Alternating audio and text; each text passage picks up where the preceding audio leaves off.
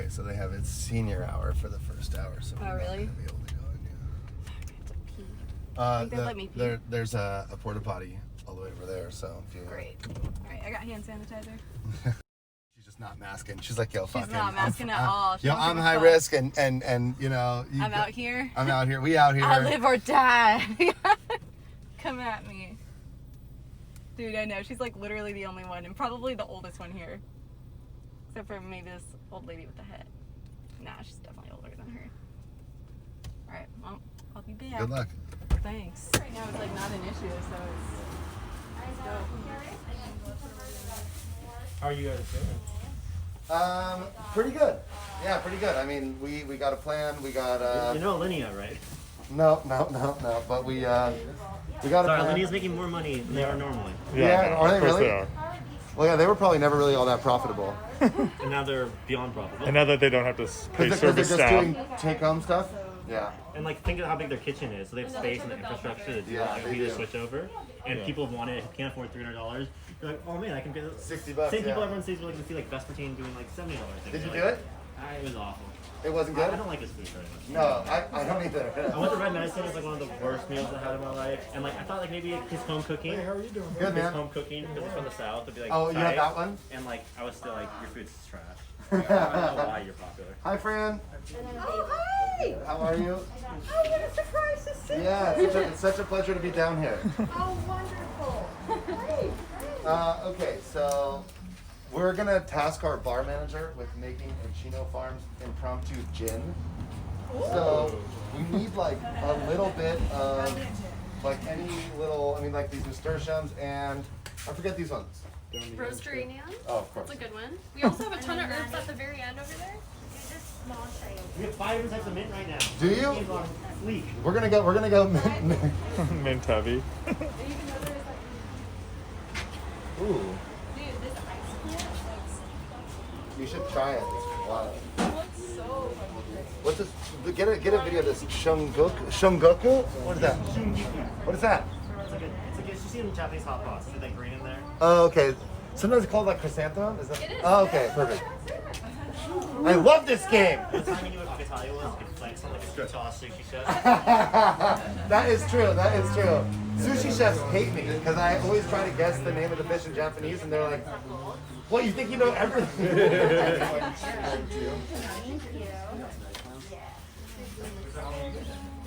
We were just supposed to be down on Saturday and go back Sunday, and now we're here for the week. We live like right where all those protests and Do you ever smell lemon verbena? so we No. just lay low for a few days. Oh, that is wild. Angel, What you ever the- smell lemon verbena? Dude, it's like, it smells like what Lemon Pledge would smell like if it wasn't full of chemicals. Like a better lemon pledge. Yeah. Can I start giving these to you? How are we doing this? Are we dropping right here? Sure. Perfect. At Ralph Lauren. That lemon thyme's amazing too. He did publish it. These are sweet potato leaves He was the head of or All brassicas? brassicas. Are they all brassicas? Yeah, baby kales. Oh, wow. Cabbage, you can really tell. Wow, that's very cool. They're like the tiniest little kales in the world. Yeah, I was like, it's like the opposite of dinosaur kale. Giant sheets of it. Did you watch our clip? I haven't seen it yet. I didn't care about it. I apologize, I just realized I touched that. Did you have some gloves? Oh, I'm so sorry. Wow. Wow, what a bad guy. What a bad guy. The worst. This is wild. What? These little guys? Really? Yeah, those are great. They're low heat versions of spicy peppers. Blew it. See the back picture? Oh, it's 1-star reviews from our restaurant. I really want to do that for us. Oh, We oh were my called god. Vegelitas. They're the best. They're the best. Yeah. That's amazing. We love our 1-star shirts. One of them says hospitals have better food than this thing. That's my favorite one for sure. That is a good one. And then I think, and then just I like the hipsters one though. And people want it, can't afford $300. They're like, oh man, I can do this. $60, Same yeah. people everyone sees see like Vespertine doing like $70 things. Did you do Like, it? It was awful. It wasn't I good? don't like his food very much. No, I don't either. I went to Red Medicine. It's like one of the worst I meals. forget these ones. Roastery neon. Oh, of course. That's a good one. We also have a ton of herbs at the very end over there. so I have another. Angel, you ever smell lemon verbena? Dude, it's like, it smells like what lemon pledge would smell like if it wasn't full of chemicals.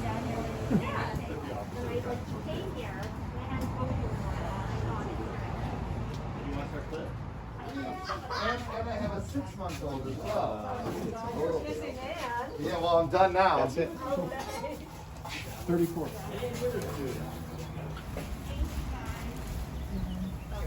Have you had Maury? No, where's that? No, I went up to last Wednesday to Zero Heat. Yeah. Really? I lied to you. I gotta get some new garlic. Oh.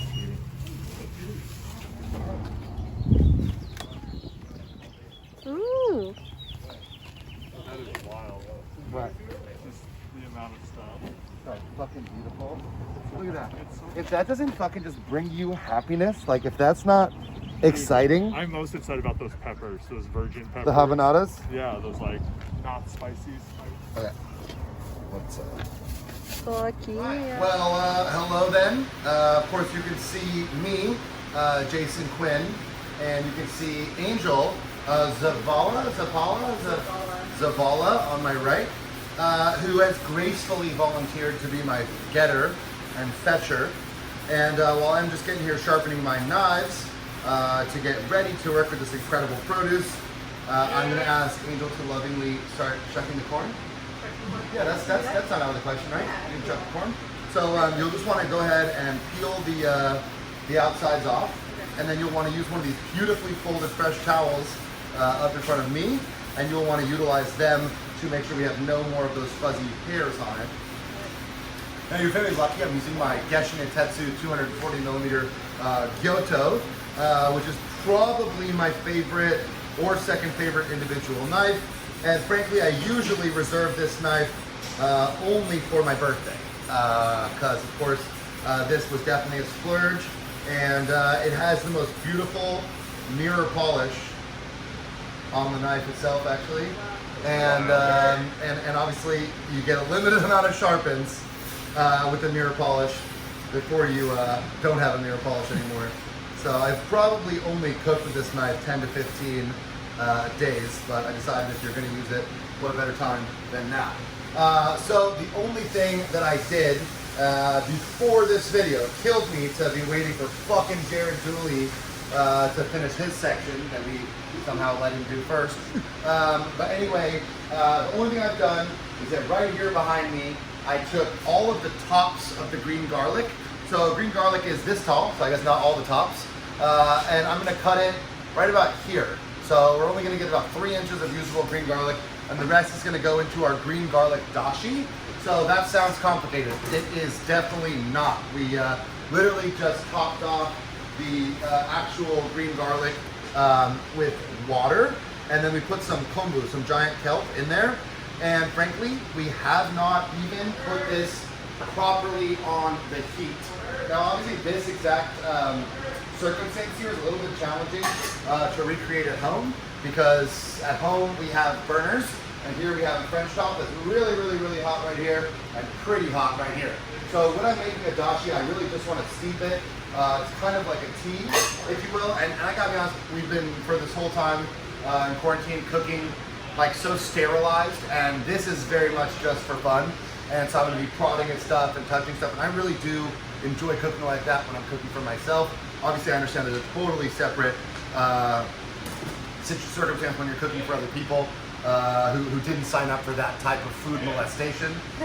But I believe that, you know, when I talk to people about how to cook, I firmly believe that feeling your food and touching it and tasting it, that's your absolute best way to really get where you want to go. So I'm going to be a lot more ambitious than our friend Jared Dooley, and I'm going to try to execute 11 dishes that I have. Some of them very, very simple, so it should be fine. We're going to have this corn dish right here, but I'm going to start by taking these poblano peppers, and I'm just going to come over here. I have a grill grate. I'm going to just put them down, and I'm literally just going to turn it to full rip.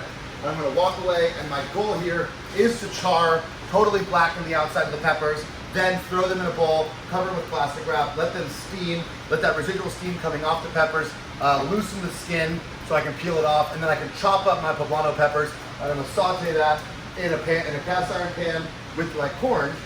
Now here's the deal, it's all about vegetables, but I did cook some Benton's bacon. I do have some Benton's bacon fat. I do have some crispy Benton's bacon. So we are gonna cook the corn in the bacon fat with the poblano. We are gonna use a little bit of green garlic, and obviously I'm gonna just cut the tops of these off. Do you want these versus off? You don't have to worry about those because you can leave them on. I'm gonna cut them off when I actually go across my corn. So I did just this with the green garlic earlier. I just cut the tops, and I'm gonna go ahead and throw that just back into my dashi as well. And keep in mind, my dashi's never really gonna go on the heat. Like I said, I'm just really making a tea here. So I'm gonna take a deeper pan, and I'm gonna go ahead and get my corn, and I'm just gonna lay it on there, and I'm gonna cut down this way, which is gonna mean all my corn falls into that, and that's my favorite way to cut corn off the cob. Of course, you could totally have this corn on that same grill rack with those peppers, char the hell out of it, and then cut it off. You could do that. You could turn the poblanos into like a butter, and then slather that on the grilled corn. I mean, that really works. This idea of corn and green chili is not going out of style anytime soon. So that's totally gonna be all right. My plan is gonna be just this is like super sweet Chino corn.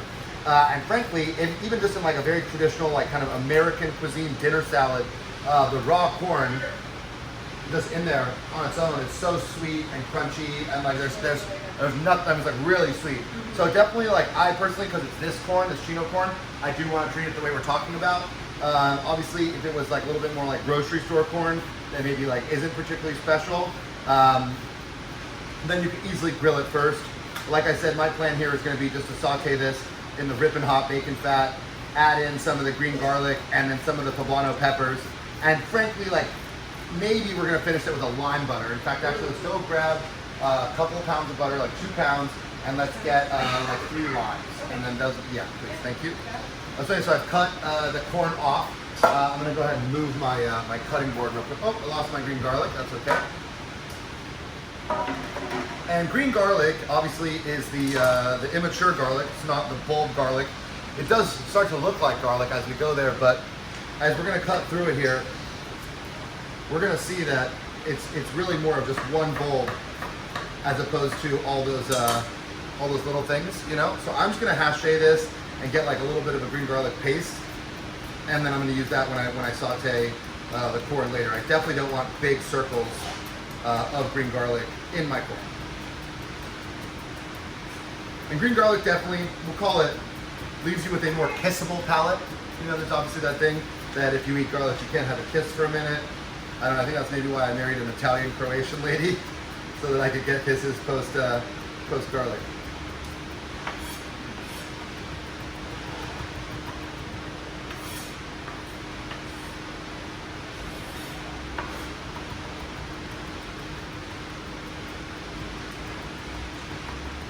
Now, one of the other things that I'm going to do today is a charred eggplant dish. And so I'm going to get my eggplants, beautiful fairy tale eggplants. Those are stunning right there, as you can see.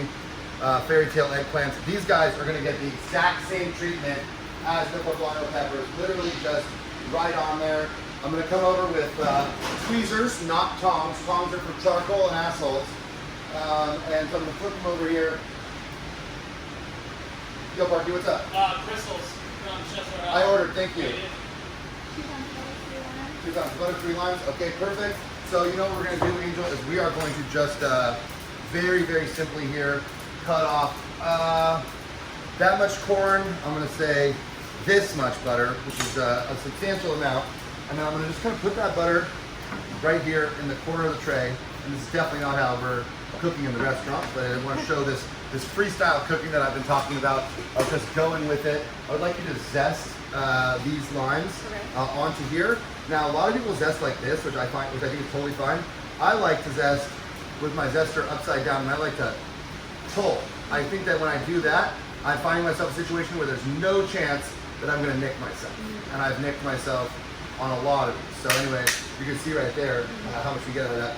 So I'm thinking maybe we might only need like the zest of 1 lime for that much butter and that much corn that we have.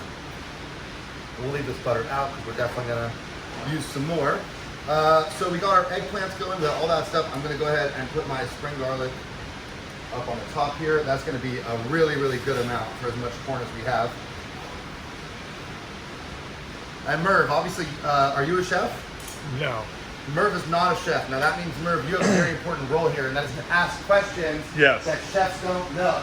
Exactly. Or the non-chefs don't know. So now next up, we're gonna just be working on a lot of stuff here. We're gonna go Swiss chard.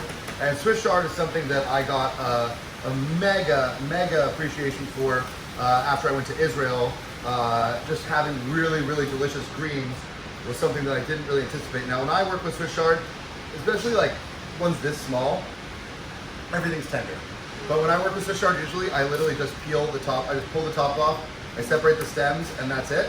And all I'm gonna do is I'm gonna chop through the stems a little bit, and then I'm gonna basically like just tear. In fact, actually at this size, I like these leaves just whole. So I'm literally just ripping the stems from their guys right here. And why do you like Swiss chard? What's that? Why do you like Swiss chard more than another leafy green? You know, I like Swiss chard because I think it has the appropriate ratio of textures between the leaf and the stem.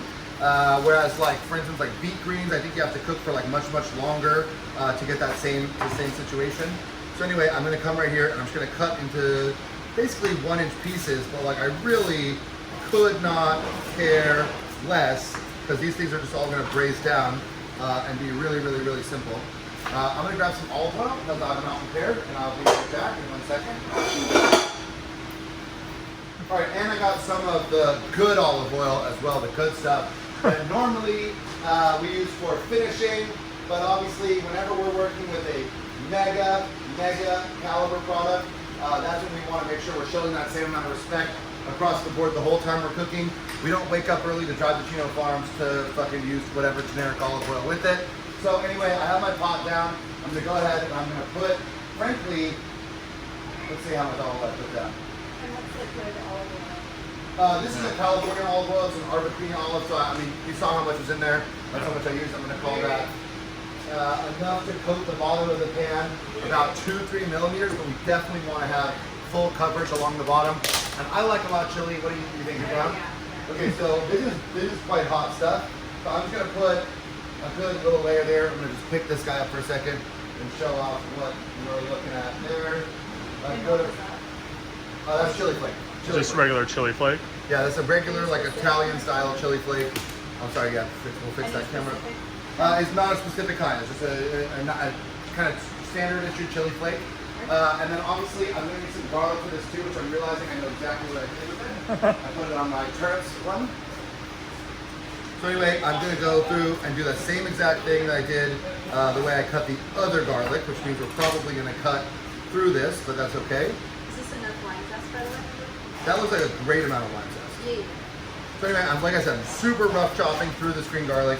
This is really just gonna go through and infuse my olive oil and my chilies, and then that's gonna allow me to go ahead, get my Swiss chard in. I'm gonna go the stems first, because they clearly require more time.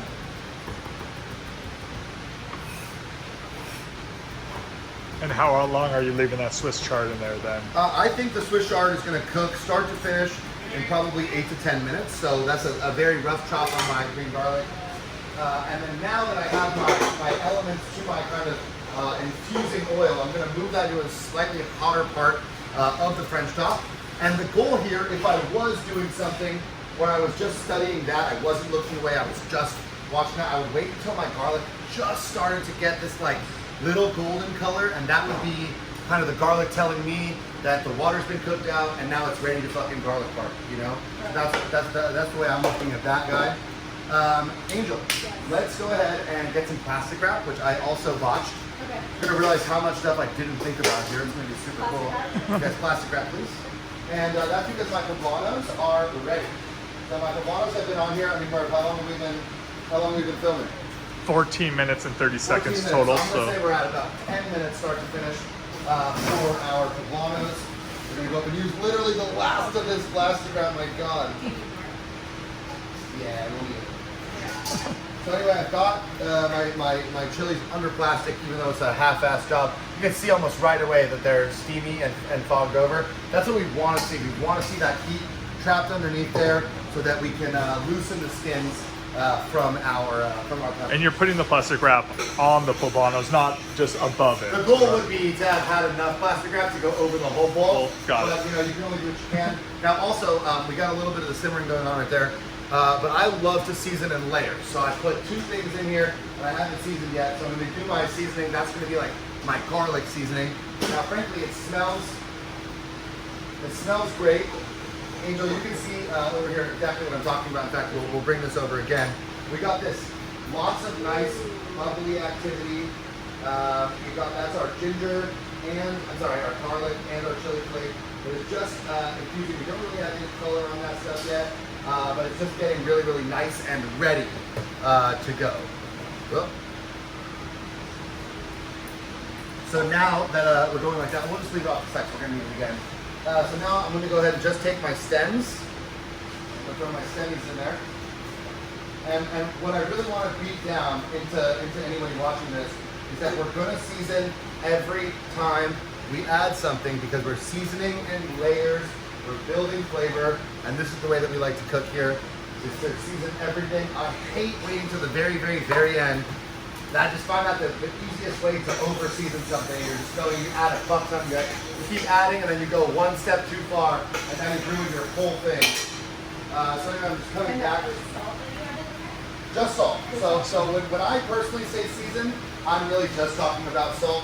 I think that for so much of the time, salt is like, especially when you have amazing ingredients like this, like I said earlier, we didn't wake up early, we didn't drive, you know, a total of like 2.5 hours to just like put McCormick spice on stuff. You know, we chose a place, we're looking at this opportunity to make food that tastes like an area in the world, and that's what we're doing here. So I'm gonna go ahead and get another pot, we're gonna have a super fucking simple one that we're gonna do here with just some shishito peppers, a little bit of oil, and a little bit of beautiful soy, which, can you get some grapeseed oil? Get some soy, because I'm blowing it.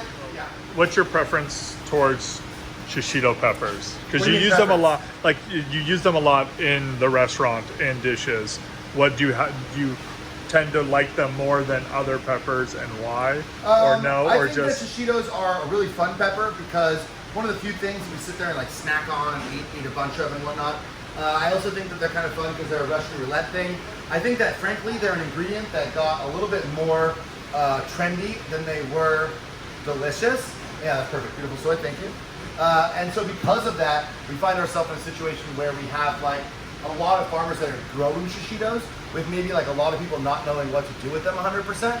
And like for me, I just like a shishito very simply cooked, nicely seasoned, and then it's kind of a fun snack. It's definitely not a meal. It's definitely not something I just want that to be the only thing on the table at the time. But I do think it's really fun to have a nice pepper, especially if you are sitting there with some friends. So same thing, nice amount of oil in there. And I am gonna go ahead and get all my shishitos in, but I'm also gonna season with salt, because I do that every time, but I'm being very mindful of the fact that we're gonna go with soy. So I'm gonna use about a quarter of the salt that I normally would if I was just gonna be cooking these shishitos in salt. Sorry, yeah, just in salt. so you would consider like shishitos like the fancy bar nuts before, like as you're waiting for food to finish up, right? Can definitely fill that role. Now that my chard stems are kind of breaking down here, I'm gonna go ahead and throw my leaves in.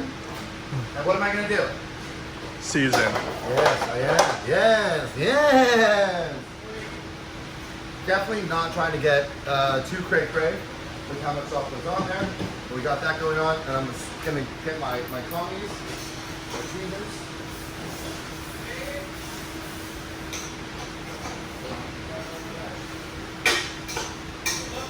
Oh yeah, wilted. Now these are going to release quite a bit of water. It's going to be pretty interesting that we didn't really put any liquid in there, but at the end of this whole thing, they're going to be quite juicy.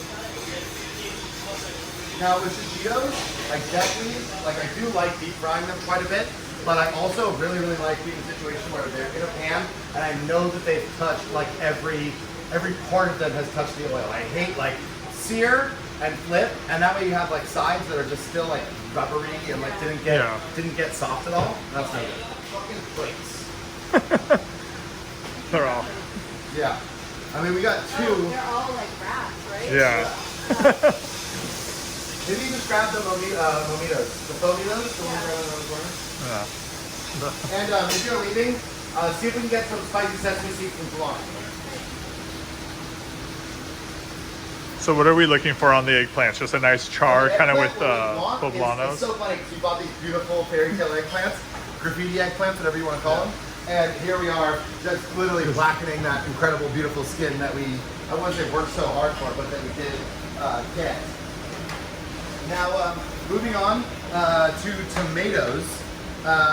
We're in a situation right now where we just got stunning tomatoes, nice little herbs, basil flowers and stuff like that.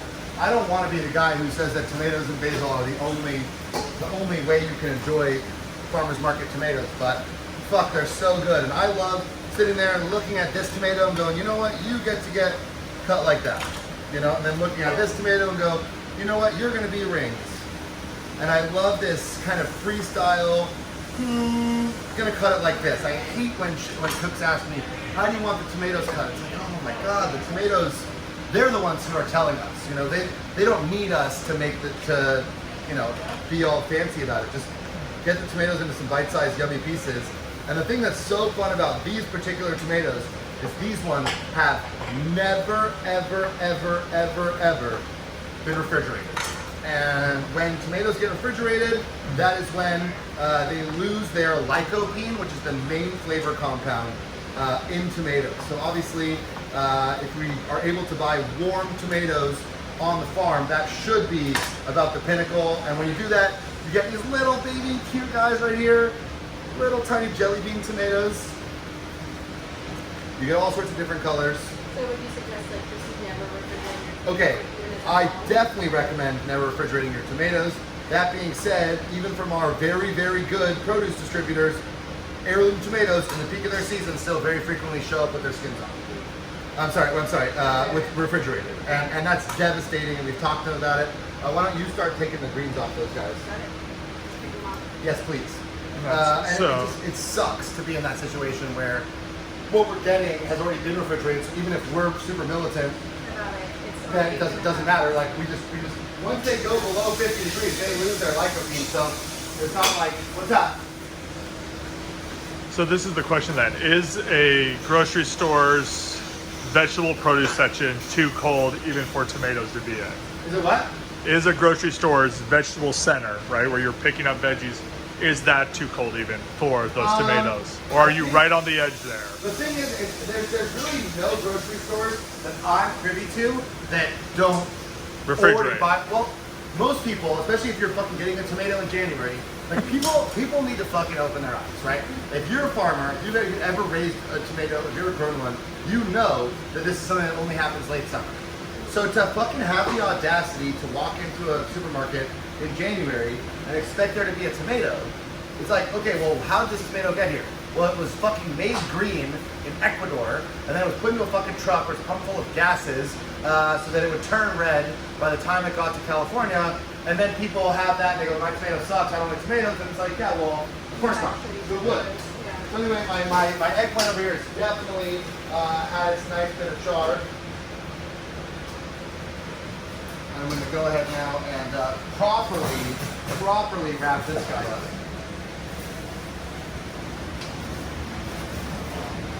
That's what we want there. We got our eggplant, we got our peppers. I'm looking good. Our first dish, our Swiss chard, is almost done. And that first dish is just Our gonna. second dish are also almost done. So we're gonna come to our final things here. This is a lemon. This is a Chino Farms lemon. I am going to hand squeeze this because I have hands, and I'm not afraid of a little squeezy. But I do love being informed how many little cuts I have on my hand when I squeeze lemon. So I like squeezing lemon straight in there. I'm holding it. I know the seeds aren't going in there. If you want to hold it over a strainer, by all means, go ahead. That's what we would do if we were selling it to you. But because we are just making this for some fun and having some brand new exciting memories with my new friends here, putting some food together. Now, is that your last season for that, or are you gonna season with some So salt? my chard should be 100% cooked and seasoned and delicious. It smells really good.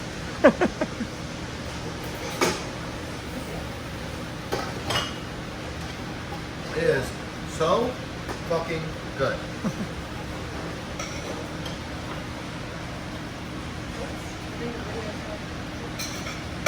And there's no finesse about this.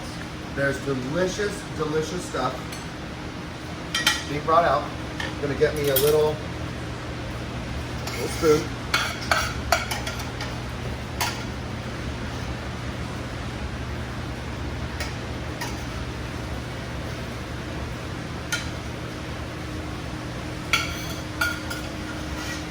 Okay, guys, let's have a no bias ranking of difficulty of that dish. I mean, I feel like I should do that and I don't feel confident. that, I mean, look at that. Yeah. That is stunning. And I think, honestly, that beautiful color of that natural juice, which that is way more juice than the amount of olive oil we put in there. Yeah. You know? But that is just a product of the actual greens releasing their liquid. And now, real quick, I looks am. way fancier than what you did to make it. Yeah. Yeah, right? Now, real quick, I have my shishitos. The guys, these shishitos look fucking great as well. Nicely colored, and look, I'm just gonna go like this. It's like a nice little glazing over it. I just want to reduce the soy. I'm not going back on the heat. I just want to get in there and get that seasoned. And then I'm gonna go ahead and drink for that.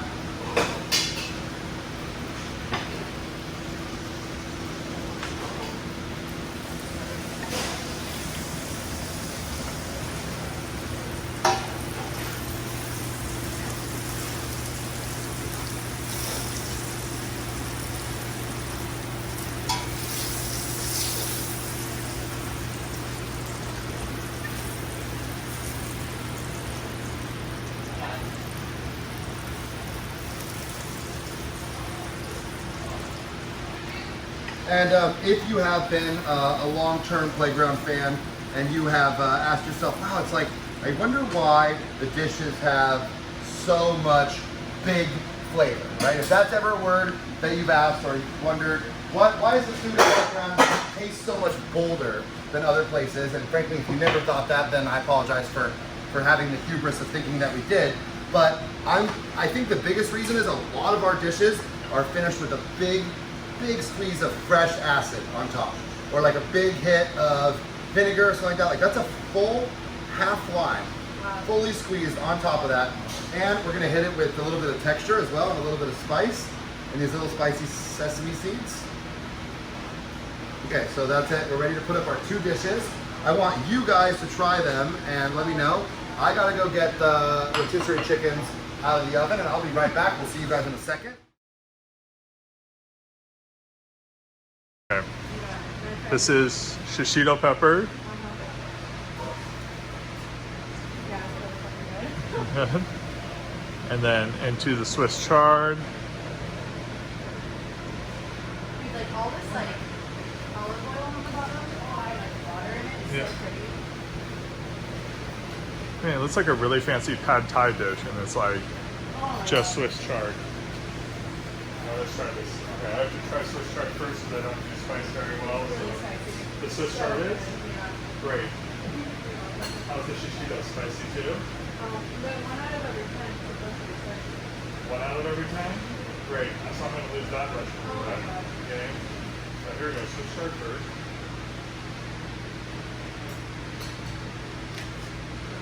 You know what? Is it good? Yeah, that's not spicy to me. A little bit of that afterburn, but the shishito pepper is great. This is going to be, I'm going to lose because you put spicy Like, sesame seeds I on think it. like 4. So I'm done. So None of them are good. How's it? no, not spicy. Killer though. Killer. Spicy sesame seeds, add a nice little bit of bite. Citrus on it? I don't know. Yeah, I think it helped to neutralize some of that spicy sesame It seeds. looks like a lot of lime, but it's really helping with the spice, the crunch, the salt. Yeah, and there's not, I don't have an overtly lime flavor to it either. Yeah. Like for how much lime was just doused on it, Yeah. I don't taste lime. It's like almost like a liqueur, right? There's like a hint of lime in there. It's not overpowering at all. And the Swiss chard is so easy to make. Like that was like just Swiss chard, olive oil, salt, and Chili flakes. Yep. And some garlic. garlic. Oh, and onion. Really good. This Swiss chard is insane. It's so good, right? Swiss chard. It's so easy. It's so easy. That's the aggressively seasoned Swiss chard that we were Yeah. serving on the menu. I mean, it's insane. It's just like, it's meaty. It's super delicious. That lime on the shishitos at the end helped, like we were talking about, it helped neutralize the spicy sesame seeds and like. Yeah. There's not an overt lime flavor for how much lime you should look like was being put on. It's just like food needs like that acid, you know. Let's stop going there. Yep. So we're back. I just moved the chickens next door, came back, and friends, can we get some reviews of the food that we did earlier? What do you think? So good. Well, we filmed us eating it. Oh, you did? Yeah, we did.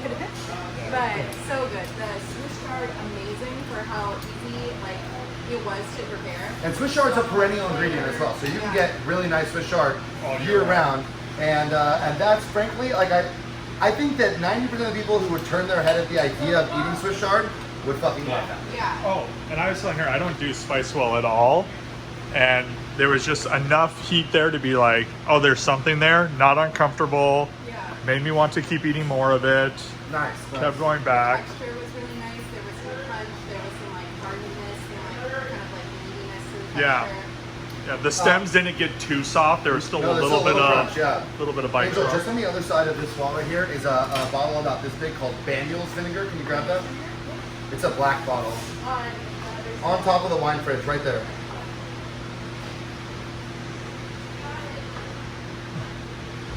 So, what I'm doing right now, we're just gonna call for this point all-purpose tomatoes, these little tiny guys. You can either throw them in or eat them yourself. If you want of each, oh my god. Never mind. They're fucking so sweet. You know, we're not gonna. Guess we're eating them. Yeah. Those are sugar bombs. Sugar bombs. Oh my god. Fucking Chino Farms, man. Dude, that is. See, that's the difference, man. I can't stand tomatoes in most things. Yeah, so little guys just go, they get the whole in. This one's got a little split.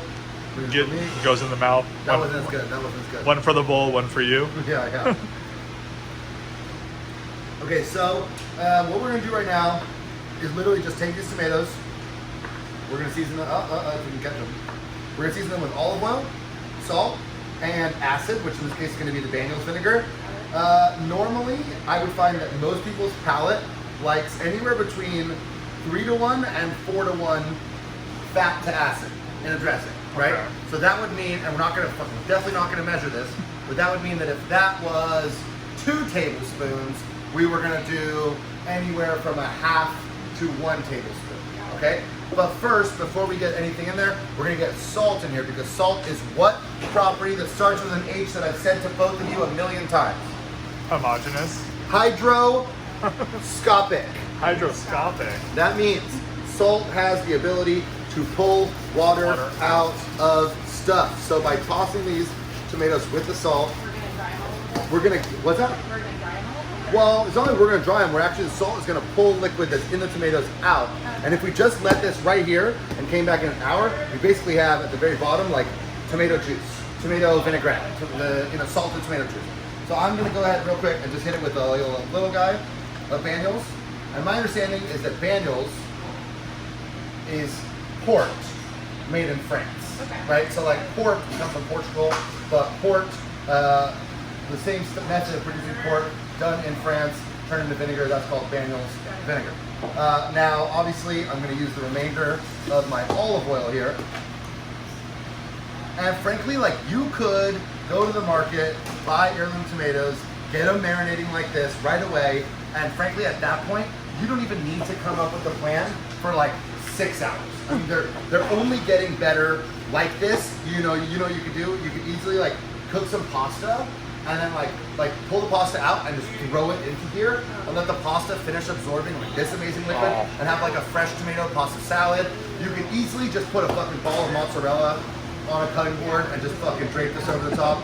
obviously, like for us, we got all these like really nice basils. I do have some chives, and like chives definitely can work in there. And I did intend to use them, but I'm just deciding right now that we're not gonna. We're gonna go ahead and put these guys just with the basils. We have the little basil flowers, which if you're lucky enough to go, you can definitely go through and pick those off, and they add a really nice little pop and blah blah blah. But anyway, we'll put some basil flowers in there because this is farm cooking. You know, you go to the farm, you see all the different parts of the plant. You definitely want to use them. These taste like basil, you know, but they're just little tiny basils. I mean, frankly, they do look pretty cool like that. And I can just come through here and I can pull those little basil flowers off. And to be fair, we didn't know what Chino was going to even have. No, we did. Yeah, we got lucky with the corn. Because after you got some corn, they had no corn for anyone else. Favorite story. Just people coming up asking for corn, and yeah, so Jason had of corn. course we have our purple basil flowers as well, so we're just gonna kind of caress those guys into it.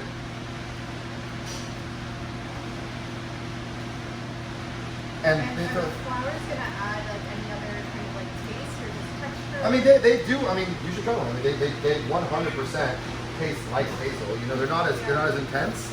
But anyway, we'll go like that, and then honestly, like I'm literally just gonna tear off. Like I like basil. I like it as an herb. I like, you know, I don't just like it as a flavor. I like chunks of it. So we got a couple different types of basil here. Some Genovese basil, and then a little bit more of the common one as well. So just kind of throw those guys in, and then at this point, like I'm gonna call that done, right? That is a tomato salad. That's done. That is. It looks pretty bomb. Unreal. Taste it. So here's a question while we're tasting that you can answer, So Jay. easy. It's like this is freestyle cooking. This is freestyle fucking cooking right here. It's just. That vinegar was just enough. Like, I feel like any more and it would have been almost too overpowering. I mean, like, there's no one in the world who couldn't do that. You know what I mean? Like, that. Look at that. That's a fucking beautiful plate of food. And honestly, like, you can go just like we did to Chino Farms.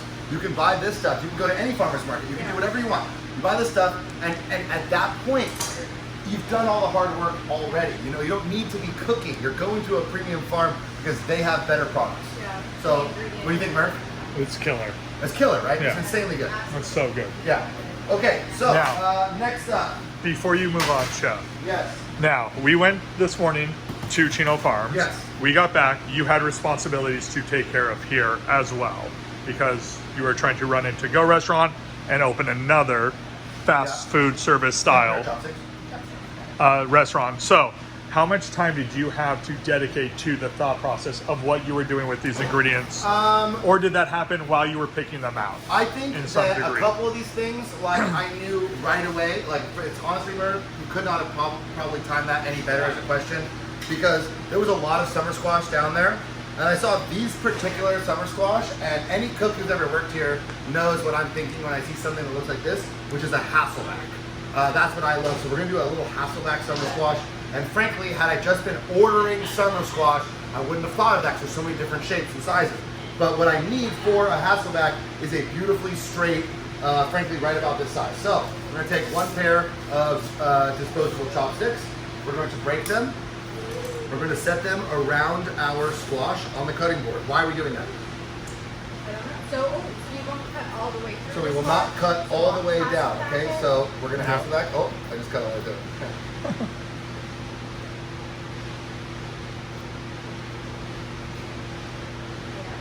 Have a break.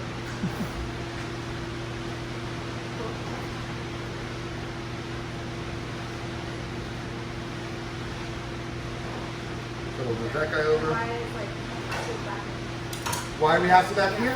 I like to Hasselback because then I feel like we can, when we roast it, we can get a little bit of seasoning in between these little cuts, and get the dream is it does this thing called concertina, where it kind of like opens up and then exposes itself, and allows us to like get, frankly, two different textures. When you do this with the potato, you almost get potato chips on top with a French fry bottom, you know?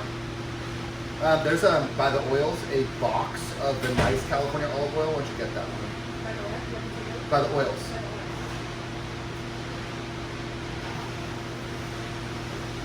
Yeah, so you've seen these ones where like, I'm going to Hasselback summer squash.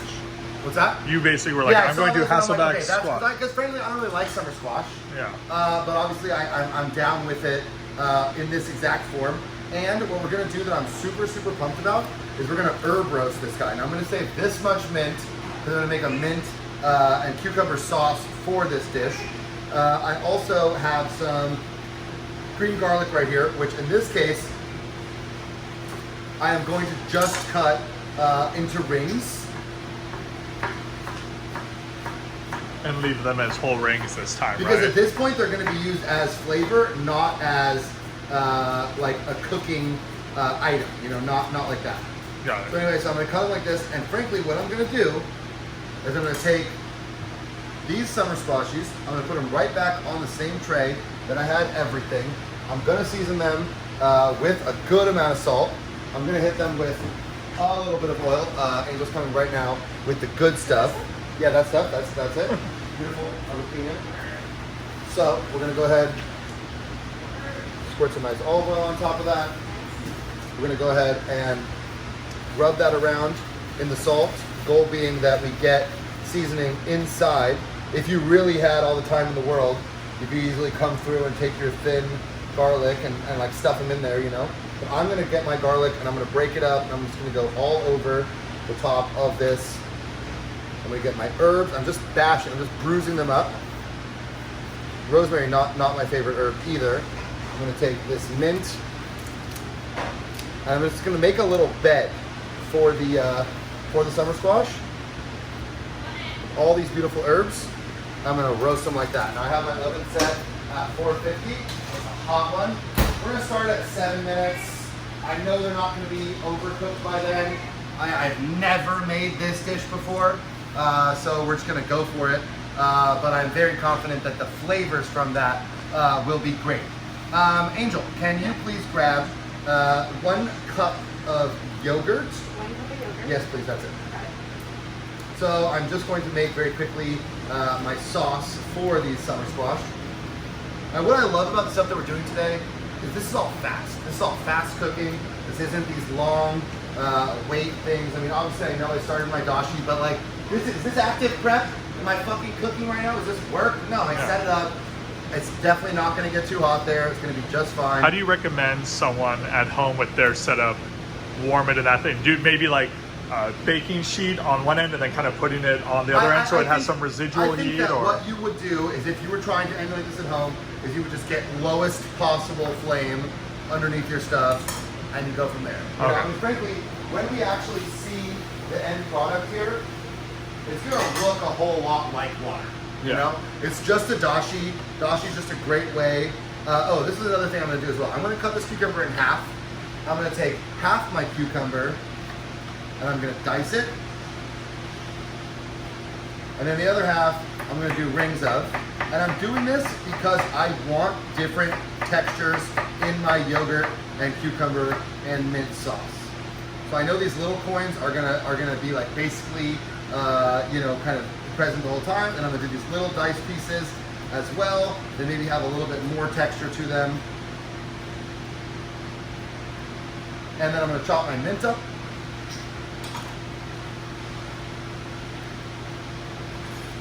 Rough chop through the mint.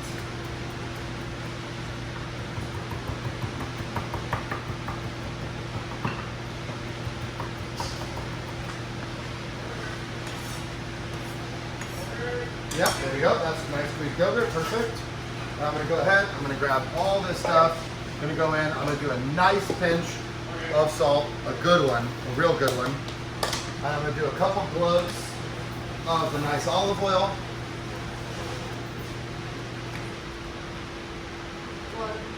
Glug, glug, glug, glug. I'm gonna do the juice of 1 lemon. And I'm gonna eyeball a cup of Fage Greek yogurt, which I believe that's about a cup. I'm gonna cut this lemon, just like our Swiss chard situation. I'm going to squeeze it in there. And that is like, this is why when people say, would you do a video on sauce? That I get a little weird because like, what the fuck is this? I'm gonna use it as a sauce. Is this a dip? Is this, I mean, we're gonna put a bed of this down. We're gonna put these beautiful summer squashes on top of it. And that's gonna be our dish. So is it a dip? Is it a base? Is it a sauce? I don't know, but I know it's tasty. Now, what's your argument to people who say when they go out to eat, the food is too salty? Is that because people aren't salting enough at home, or they're just shying away from salt? At the end of the day, you know, if you're a person that's like really intrigued by science or math, cooking can really frustrate you because like you can do all the things along the way, the right way, you can get the right answer, and someone can still not like it, you know? So at that point, it's gonna, you know, you just gotta say it's personal preference, it's personal opinion. That's really all you can say. Obviously, if it's like horrendously, okay, let's start over. If you eat no salt at home, and you go out and find that everything at restaurants is too salty, that's on you, okay? You go to lots of restaurants, everything's usually really good, and then one place is too salty, okay, well that's on the restaurant. Sometimes it's just your palate, sometimes it's, you know, it's like amazing. It's so like big in flavor, right? Oh wow. Mm-hmm. Got nice texture from the cucumber. It's definitely got some punch. Ooh, all the herbs are really coming through. I'm just gonna like dollop this on here. I think this, and this isn't even really like a sauce, right? I mean, it's like a yogurt condiment. Yeah. I'm gonna put about that much on there.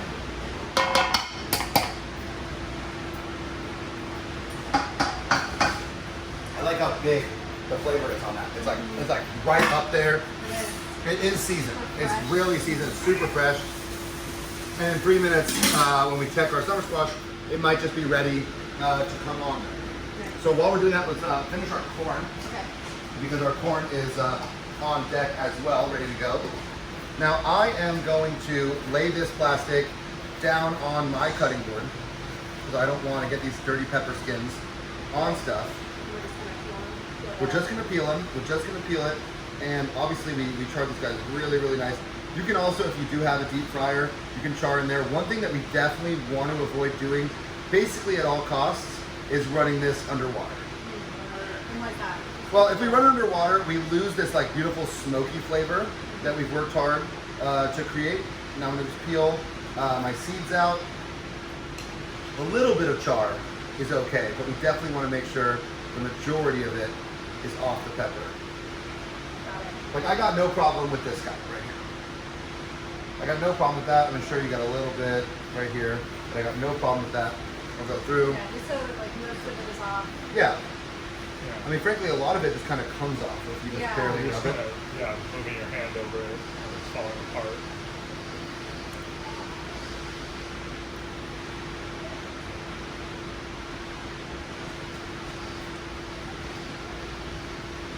And how long would you say we like roasted those for? Maybe 10 minutes. I mean, Merv has the real number Yeah. on his video. I mean, I'm gonna say it was more than 10 minutes because we did this like first thing. Yeah. Is that we put it on there.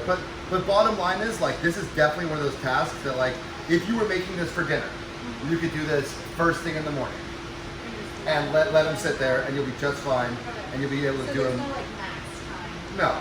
I mean, obviously, if you leave them out forever, they're going to go bad and ferment and shit like that. Yeah. But if you're just sitting there and letting them be peppers that were cooked while you get your other stuff going, like, you're going to be just fine. Yeah. The texture is really the thing that we don't want. The flavor is not all that bothersome. Okay, that's our first check at our squash. Now, we're going to see that all these herbs have burned on top, which is exactly what we wanted. We Oh, that's wanted nice. this tray. Oh my God, smell that. Oh my god. It's so beautifully herby. We're definitely in a spot where our squash Oh, I can smell it here. Yeah, our squash is nowhere near overcooked, but look, you can see that concertina effect starting to happen. So I'm just gonna kind of remove it from them and make sure my presentation side is sitting up. And I'm thinking only about 3 more minutes is all that I'm gonna need to get those exactly where I want to, but we're gonna be able to taste those hard herbs. Okay, so there's hard herbs like rosemary, like thyme, that we shouldn't be feeding people in one bite. And then there's soft herbs like mint and basil that these can be eaten in salads. These can be eaten, you know, in a dish where you don't have to worry about not eating that. Rosemary is something that we really don't want to eat the rosemary. We're down to have the flavor of rosemary. We don't want to sit there and like crunch on rosemary. Okay, so I have my cast iron skillet that has a little bit of bacon fat. You can see it's just a very, very little bit in there. I'm gonna get that right on my ripping hot. If you guys like the other dishes so far, I think this corn one is gonna like absolutely reign supreme. I'm most excited for this corn one. It looks insane. So anyway, I'm just gonna chop through this. I'm gonna have this kind of like roasted poblano paste, if you will. Now, what do we not have on the poblanos at all? Salt, exactly. So I'm just gonna get a little bit of that, gonna kind of rub it in, give it just even like a couple minutes to sit there and you know, be hydroscopic, start to pull some moisture out of that. It's gonna give us like a nice paste that we can go right into the pan with the corn and be really, really, really happy with this. And then we're gonna use that butter. We're gonna use this one, yeah. So as my pan's heating up, I'm gonna get my green garlic in there. You can see it has got a little bit of a sizzle on it already. Of course, we season everything right away, so a little salt in there.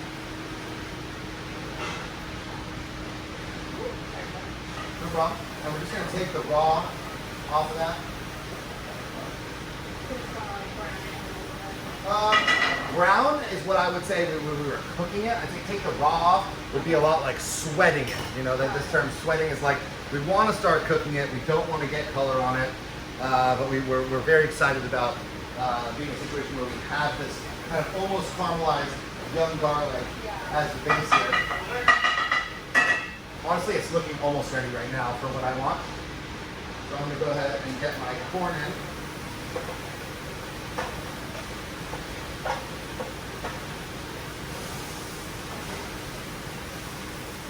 And I definitely would not make green garlic dashi if I was just making this corn dish. There's no way around it.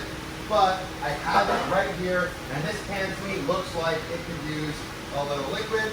So I'm just gonna hit it with 2 ounces. I mean, not really anything. And that's just to get my corn. Oh my God, just smell it. It's unreal.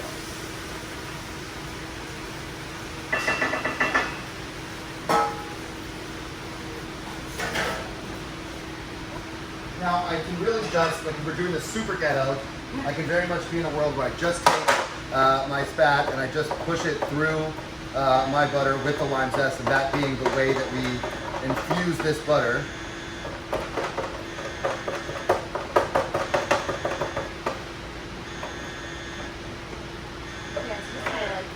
Yeah, I mean, it's all going to get cooked in there anyways. Oh yeah, those squash are looking nice. We got some browning, that little baby browning going on. I'm getting greedy. I want a little bit more, so I'm going 3 more. That's going to put us at what, a total of 13 minutes all day? 13 minutes, yep. 13 all day. I think that's going to be nice. So I don't want to add my poblanos for just a couple more seconds, but I definitely... They're already cooked, and I want to get my corn cooked before I add my poblanos, which is like a flavoring agent. And then once I find myself with all that green garlic stock is cooked out. You know, so that was really just this opportunity to open up those flavors a little bit, warm it up, get them cooking. And frankly, we already had green garlic in here anyways, so it really wasn't adding an ingredient. So it's poblano time.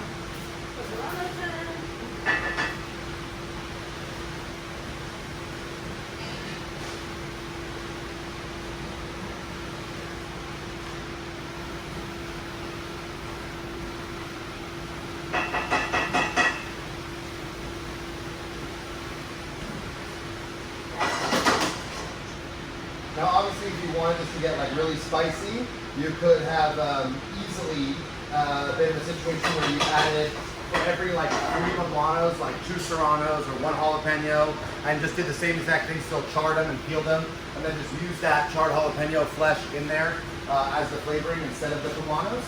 And now that all my water has gone, I can tell my corn is cooked. It's starting to get translucent. I'm gonna add what I'm gonna call half this butter because it looks a lot more sensible now. Let's be real, that's buttery corn. We're not gonna hide from that. This is corn with some butter. Well, come on.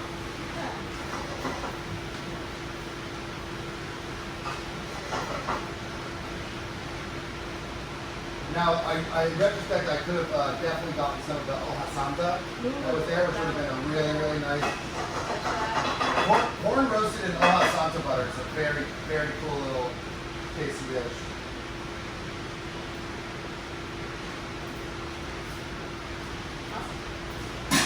This is insane. This is just And that's it. Are we done? That's it. That's it. This just could not be going any better. This could not be going any better. This little freestyle cooking situation. We are, you know what I'm gonna do? I'm gonna hit it with a little juice at the end. You're gonna realize how much of one-trick pony we are here.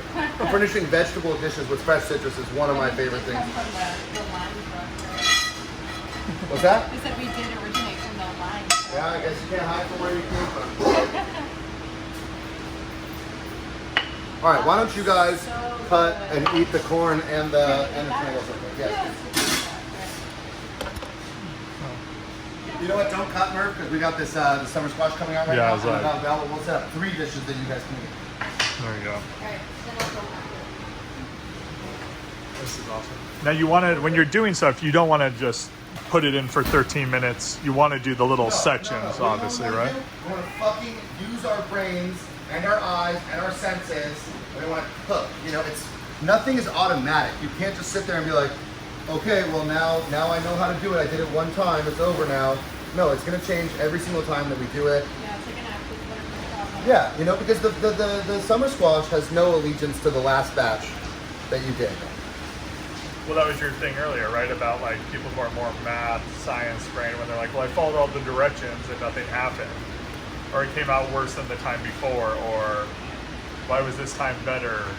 It's because they're not keeping an eye on stuff the whole time and Yeah. understanding that it's like a breathing thing. I mean, it's like, this is not what I would call traditionally beautiful food, but like, I just want to fucking eat it, you know? Full confession, I've been snacking on tomatoes. You have? I had a bite earlier. During the cooking. I've definitely been snacking on them, so they are delicious. I'm definitely going after this corn though, because Yeah, I'll definitely have some. that corn is wild. A little bit of poblano beet at the end, which is nice. Super creamy with like a little bit of crunch from the corn. That is awesome. That is. It looks so buttery. It's almost like cream corn, but it's not. There's still there's still the traditional corn in there. It is almost like cream corn. And this is where I'm like, yep, let's see what's going on. So I love about this too is the hot cold contrast you're gonna get right away. Yeah. Right? Yeah. Just the color of the strawberry is pretty good. Oh yeah. Like you said, I taste rosemary without chewing on rosemary. Yeah, it's like really beautifully delicious. And that Hasselback technique, you get 2 different textures Yeah. Yeah. right away. Yeah, there's crunchy, Yeah, there's crunchy, soft, and there's, you know, with the cool of the little yogurt, cucumber. And you do mint. eat primarily vegetarian, right, Angel? Yeah, we What a fucking day. do. I know. It's not What a come up for you. So of those 3, what's your favorite? I think this guy. Honestly, the squash The is squash stellar. is Yeah. solid. What about on the day? The chard, the tomatoes. I mean the. The chard. For me, it's Swiss it's chard is hard. one of my The Swiss chard to me is just one of those things where it's like, even if you mess it up, like Yeah. if you mess it up Fuck, that this is bad. going You so want good. some? Okay, dude. Chard, Great. Cheetos, You want tomatoes, some? corn, and the Hasselback summer squash with cucumber yogurt. What did you do with the poblanos? Just char them? I just charred them and then deglazed the corn with green garlic dashi, added lime zest butter and poblanos. Fucking delicious. We're doing some, dude. The tomatoes are lights fucking Yeah. out. Yeah. I saw you doing the house racks now. The Swiss chard, I think, is been my favorite all day long. Right? So this was super hard herb roasted. We covered it with rosemary and marjoram and thyme and roasted it underneath that until the herbs that got like black as fuck. Dude, like, look at that. Oh, that's the shit. roasting tray. Nice. And literally like the squash was just like underneath it, just not getting any color. Yeah. This looks very familiar, or very similar to the Babel tomato salad. Dude, I forgot how much heat the fucking chard has. I like get into it and it's like, Just fuck. yo, it's tomatoes and basil. That's all it is, dude. Yeah. A little bit of salt, a little bit of olive oil, right? Yeah. And that one. Little basil flowers. Yeah. So good. I love how pungent the basil flowers can be. Yeah.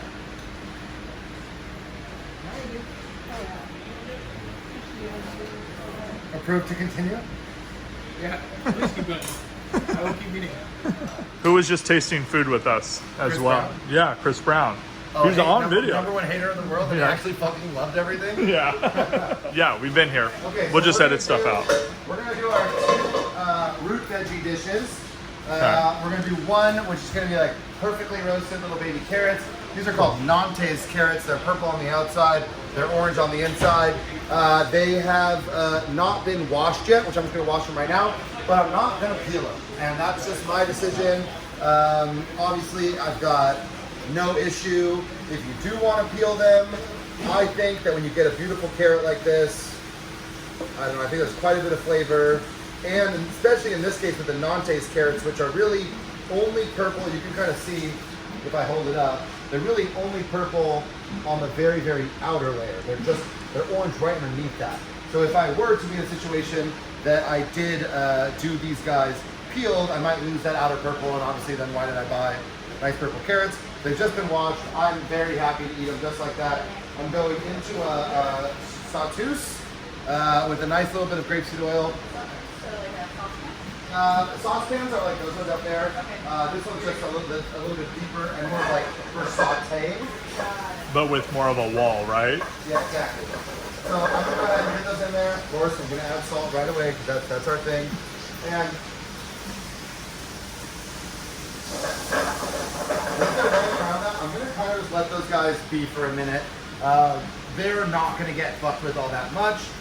Once they are starting to sear on all sides, we're gonna start adding cubes of butter. We're gonna froth some marjoram and some lemon thyme, and we're gonna throw some more green garlic. Of course, green garlic is the ingredient of the day, but then again, that's because it's what's in season right now. These are scarlet turnips, particularly nice ones with the greens on. I'm gonna half these guys, and I'm gonna make it my point to keep the greens on, and I wanna sear them, and then I'm gonna, this is what I made the green garlic dashi for. So for this dish, so I'm gonna sear them, I'm gonna add my green garlic, I'm gonna deglaze with my green garlic dashi, and then I'm gonna serve them finished with just the dashi and the green garlic, and maybe we might add a little bit of butter at the end. But frankly, on this note, dashi originally would be kombu and katsubushi, and this guy right here, this is very important. This half is substantially bigger than this half, right? So what's gonna happen to this guy? He's gonna take a lot. Well, he will if he's like this, but we can outsmart the turnip, Cut it and again. I can just quarter that. So big ones get quartered, small ones get halved. You do your best with the ones you have. Obviously, if you got a mega fucking giant, you can cut that one into 8 or 16 and get them along in there as well. This guy's also a prime candidate to get quartered. I do want to keep some greens on each one. The greens do have a nice flavor. It is a little challenging to cook both of the parts of the turnip at the same time because the greens are going to kind of sear at the temperature where the whites are going to sear, and they're going to get a little crispy. But then when we deglaze with the dashi, we should be in a world where we get a nice little bit of juiciness back in those. And when you're talking about deglazing, we're talking about Adding the green garlic dashi to it and just that, right? warming it, right? So I have my garlic right here, which is going to be for my turnips. I have the same basic amount of grapeseed oil, enough to coat the bottom of the pan, and then I'm going to drop them, the turnips in, cut side down.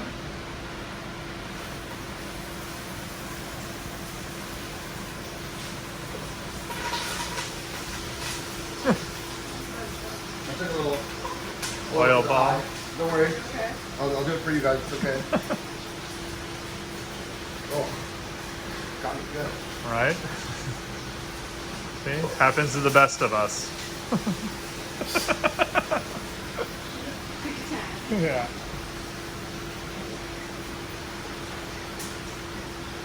Whew.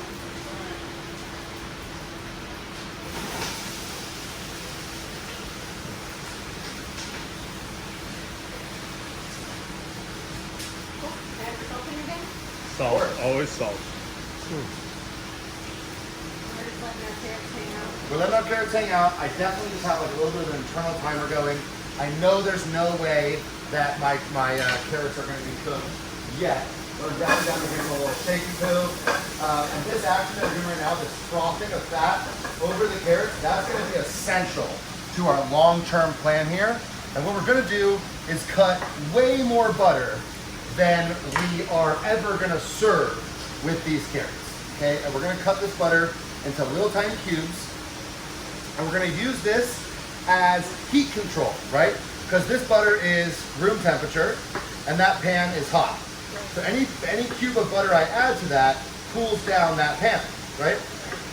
So what I'm going to do is once we do have our sear on all sides, I'm going to start throwing in basically little ice cubes, you know, little cold situations to that, which is going to give me a situation where I can start frothing that, and right before the butter starts to brown, I can decide, am I ready for this to be brown, or do I want to add a little bit more butter and elongate the amount of time I can continue cooking these in the pan. Okay, so our turnips are going. I am going to, because this is a garlic and turnip dish, I am going to slice my garlic and get it in there. I'm not going to haché it. I'm totally fine with the little rings. Angel, where's your stance on post-garlic eating besos? Post-garlic eating. Kisses. Oh, okay. Like, I don't know. I like garlic. I'm down with it too. I Right, just, I like eating there's that stigma. You know, there's that stigma of like, oh yeah, like, don't fuck with. So just a little bit of salt to make up for the fact that the. You're so white. I'm so white. Shit. I try to be not white, but. I haven't totally embraced my whiteness like Merv has. I always say it all the time. I really do, truly, firmly believe. I think I'm like a citizen of the planet. I really don't find myself aligning with any one country or any one group, or just. I find myself sitting at a time where I look around and I see a lot of people, and I like everything. I mean, I love fruit from all over the world. I hate nationalistic shit. We should all be all for the planet, and that's just what I think. But. So anyway, I try not to be white, but I try not to be any one group. You know, that's what I try. And obviously it's sometimes easier than others.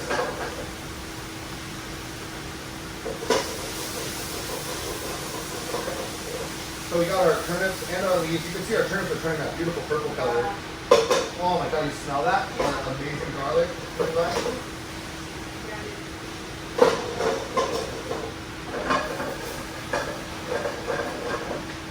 Okay, so now, the turnips have been in here for a second, and this is where I'm going to use the majority of my dashi.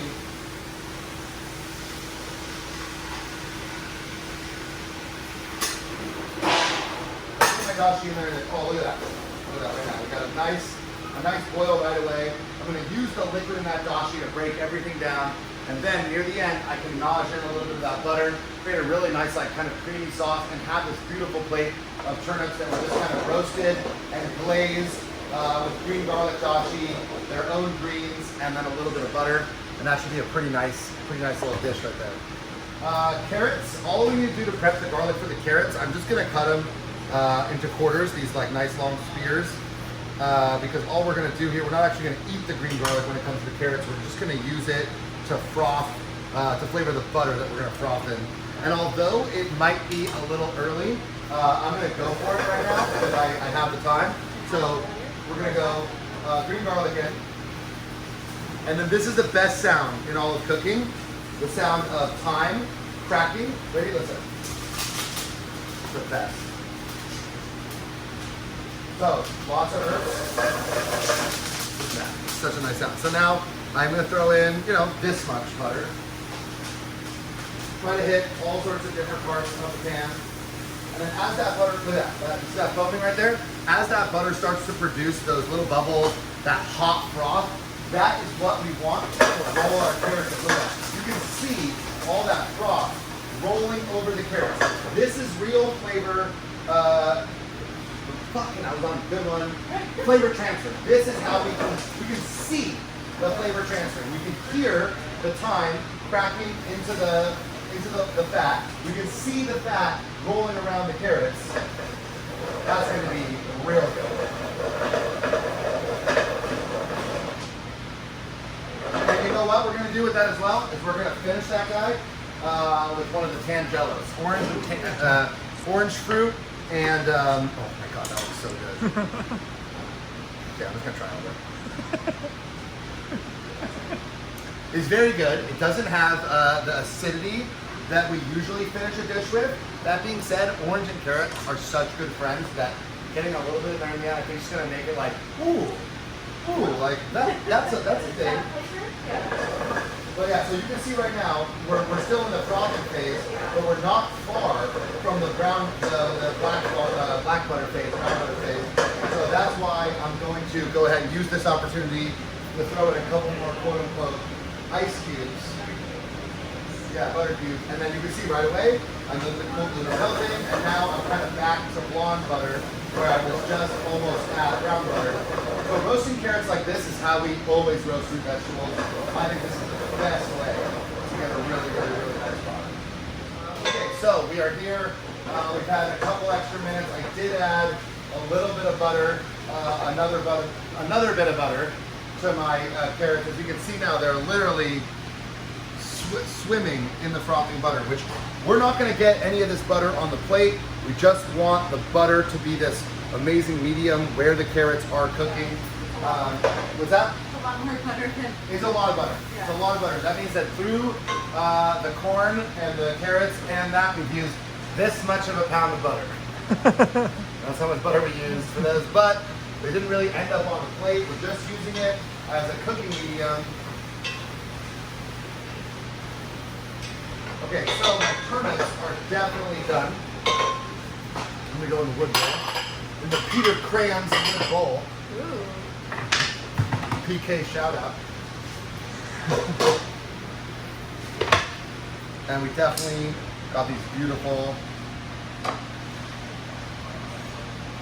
Now with turnips, we're looking at grapeseed, oil, butter, turnips, and salt. Yes, chef? Yeah, and the green garlic, and the green garlic dashi. Remember Yeah, that? the green garlic dashi, that's right. Yeah, so that right there is going to be our turnip dish.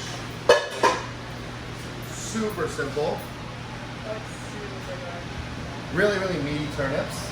And then we're going to grab our carrots that have been beautifully, beautifully roasted. We are going to just squeeze a little bit of this tangelo in there. It's just going to give us that last little bit of frothy action, which of course looks and smells amazing. We're going to grab our tongies, pull our carrots out. If you wanted, of course you could eat this this garlic. There's nothing wrong with it. I think it's a little too roasted personally for me. I mean, look at that guy. It's like nice and caramelized. You know, we might put that guy on there. We're gonna just cut its root off. Yeah, we'll put those guys on there. Freestyle cooking.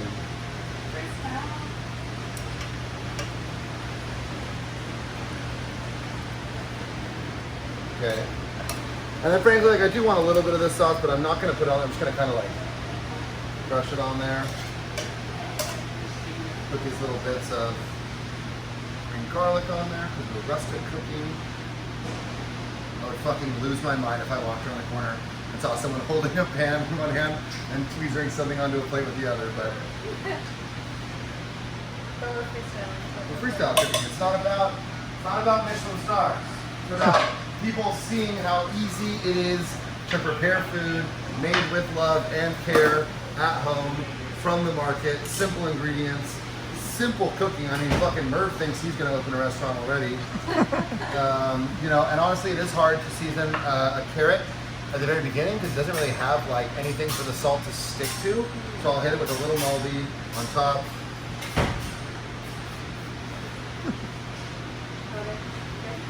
Blackout. Blackout.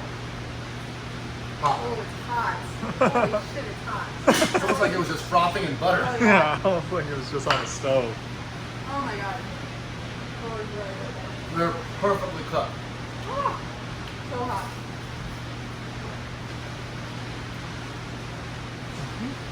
Yeah. The texture is so good. It's like not too soft. Oh, Like I there's always like feel like when I have carrots, they're usually like too soft or not soft enough. But these are like Yeah. there's like a pliability to it, like a sponginess to it, almost like it bounces back as you chew it. oh yeah. That is crazy. That inside looks insane, by the And way. there's so much flavor on the outside, so much of that butter is just frothing there with those herbs, with that little tangelo, with the garlic. That's how flavor transfer works. Yeah. Oh my god, That was bomb. we're not sharing those with anyone else. Yeah, that was really good. And then the turnips. Yeah, Like looking right here. Very sorry as I like it's terrible. we should be try and get into the stems with it. The greens are amazing. Oh. That's a great bite, Bert. The greens That's like goshy. the greens absorb the garlic flavor better than the turnip does. You know? Ooh. Rustic cooking, man. Rustic cooking. Dude, that is killer. It's like too big. You got it, Angel. Oh my god, that is ambitious. The most complicated thing in that dish is probably the dashi. No, she's not. Don't get No, but that's what I'm saying. Like, right? Like, that's the most complicated part of that dish is Yeah. the dashi. That's it, right? I mean, it's like when you're starting with such a nice product, it's so easy to make food like this, you know? So in the interest of freestyle cooking, I'm going to use the same exact pan for my little baby Brussies as I did for my carrots because why the fuck not? I didn't even see you pick those up today. Yeah, I got these little baby, beautiful Those are Brussels wild. sprouts.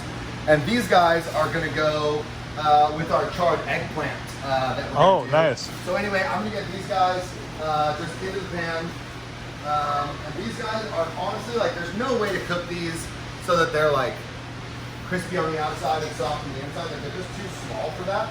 So frankly, what I'm going for here is, like, crispy, charred, cooked Brussels sprouts that are going to go on top of a little charred eggplant dip, if you will.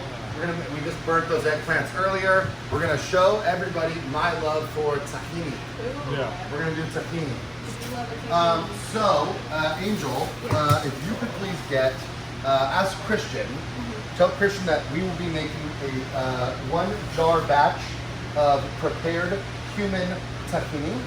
Prepared cumin. Actually, you know what? E-Man has some. Let's see if we can just get like a couple ounces from E-Man. Probably, we'll talk like 2 ounces. I almost totally forgot we had the eggplants.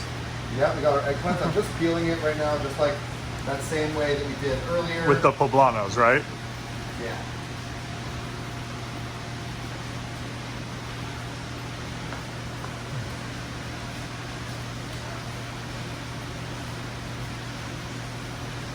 Ooh. So why are we making the tahini? Why are we making? We're just Yeah. going to use tahini as the base for our eggplant. Yeah.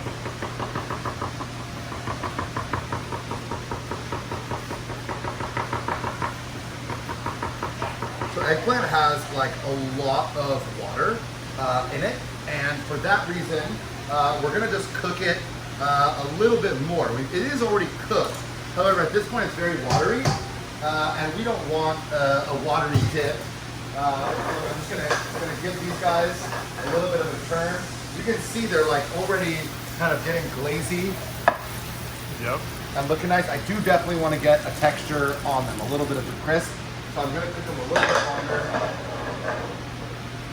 And you know what? Fucking, because we're in the name of the game and we have it, I'm just gonna go ahead and hit a little bit of dashi in there too, because fucking we made the stock and garlic's awesome and great. I got 2 ounces of prepared tahini. which apparently you're gonna have to pay for. We were gonna make it for you now, but I remember we had it, and it would just be so wasteful to make more. We just need about 2 ounces of the prepared tahina. And we're gonna go ahead. What's that? What was this guy right here? That's the eggplant. That's the eggplant? Wow. Yeah, so then I'm gonna get this guy on the heat right here. Gonna get just a little bit of grapeseed in that guy. Just a very, very little bit. And we're using grapeseed because it doesn't. Grapeseed is a neutral oil. It doesn't burn at a low temperature. Obviously, we have the spicy sesame seeds still out, and tahini is a sesame product, and eggplant and spiced sesame are cool. So I'm gonna go ahead and just hit a little bit of sesame seed in our dip, which is Freestyle Cooking. We never fucking talked about that at all, but it sounds good in the moment. I got my pan here. It's already kind of hot. I'm gonna just move my Brussels sprouts around a little bit. I'm gonna go ahead and take my eggplant and I'm just gonna move it in here. Remember, we haven't seasoned the eggplant at all. We just charred it whole. That obviously means that this is probably pretty nasty as far as something to eat. It's just eggplant that's not really seasoned. That's not that exciting. So anyway, we will go ahead and season that right away with salt, because we're just doing salt cooking because we believe so much in the product that we have. We don't need to add a lot of other flavors.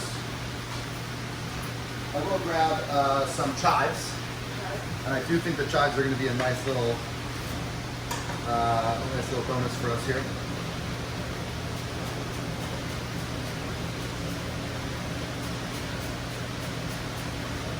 So all these chives are going to go into the dip, or to the spread, I guess, if you will.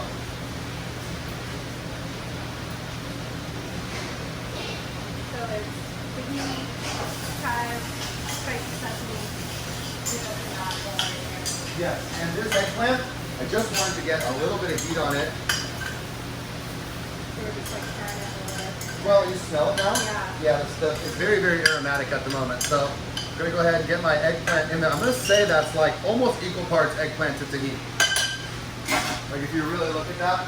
Yeah.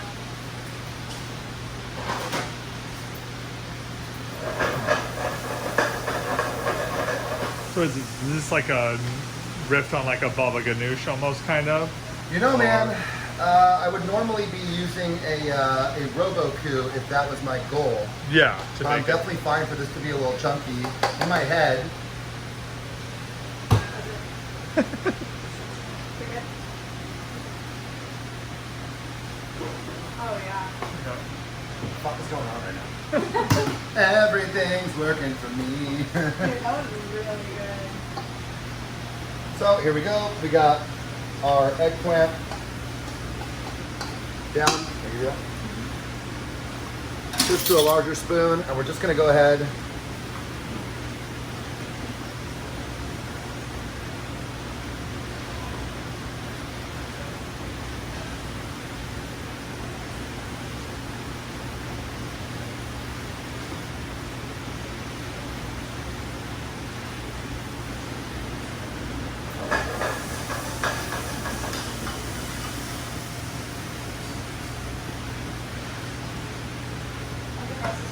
Great. Yeah. Right.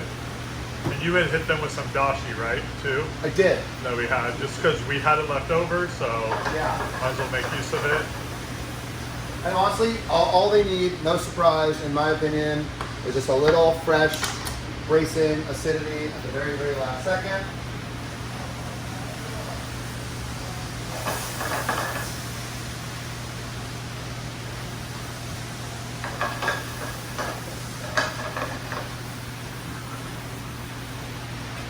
And I'm definitely okay to get a little bit of that delicious pan juice. They're the cutest little baby sprouts. This dish coming out exactly how I would have hoped. That was so pretty. Ah, fuck you.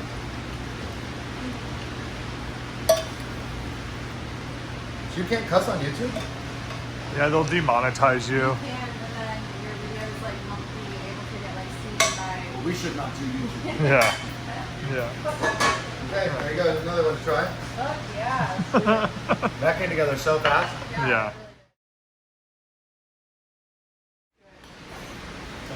Which one's it? Oh, that's the little sprouts. Oh, they're not calling it. Okay. Yeah, it's filming. Oh. Yeah. Okay. Yeah, it's filming. It's always on. Cool. I was like, oh no. Holy smokes. That eggplant to me. Like that. Yeah, the nice spread underneath the Brussels sprouts is real nice. Yeah. These turnips are insane too.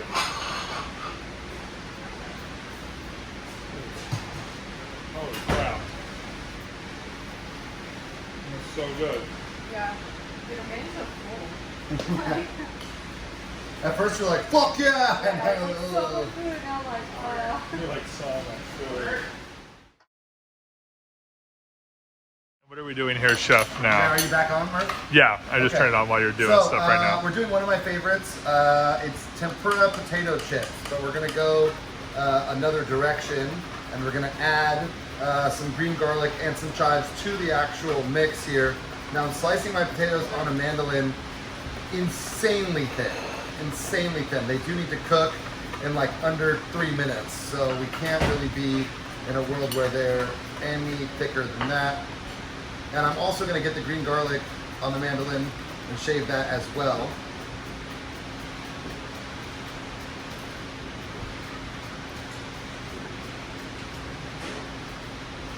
Are we gonna do anything with the greens?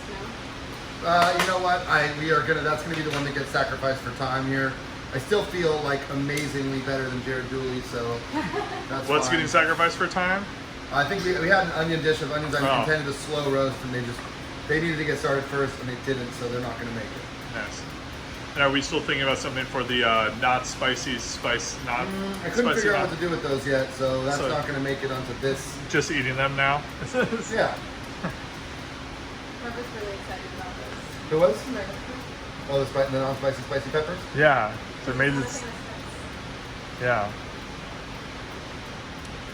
For us so-called Fucking white people. white boys out here. Okay, so chive, Nice. chive potato, and the green garlic, and a little bit of our house tempura batter. Is it tempura batter? Yeah, a little bit of our house tempura batter. Okay. And what I like to do, so I like to really go through here, and I want to toss. I want to get that batter Just like all over the place. all over the whole mix, because I don't want it to fry each potato chip individually. I want these to all like basically form like little clusters of chips.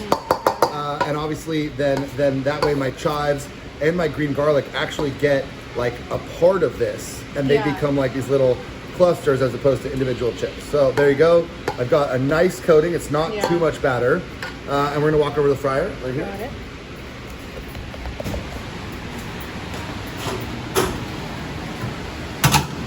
So this fryer is on at 350, and I'm just gonna go ahead and kind of like drop little clumpies in there.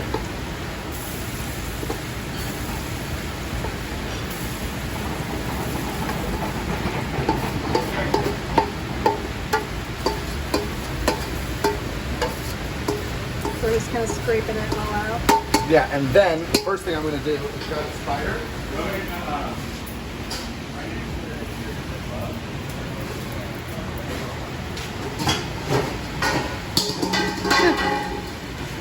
And with that spider, I'm gonna try to break these up to make sure that I don't have mega pieces. Got it.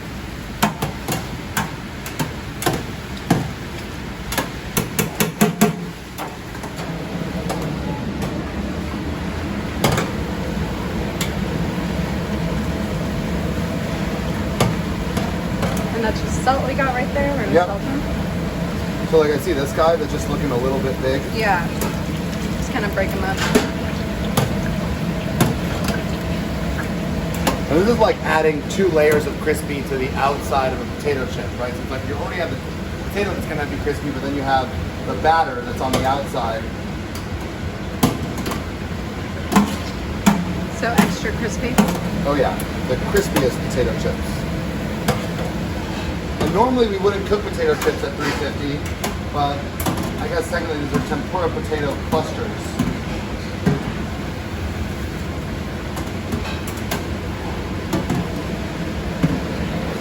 Oh, those are looking like potato chips. Yeah, but they're little clusters. Yeah. That's what we wanted.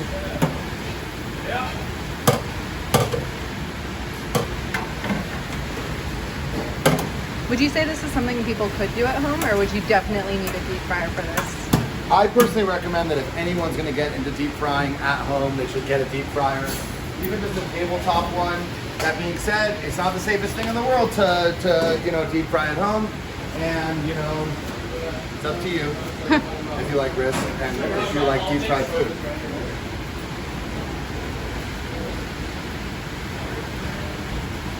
So we're just clearing Just gonna line the bowl with a little towel. for that excess oil, right? Yeah. And I'm gonna go ahead and put these guys in the basket for a second. Now obviously I could have fried them in the basket, but I just don't like to. And I'm gonna do my first seasoning in here because I can really only season the top. And then I'm gonna go straight from here onto there, so now I can season the other side.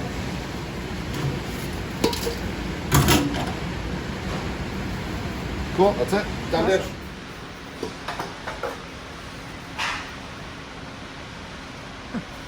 Look at that guy. That is wild.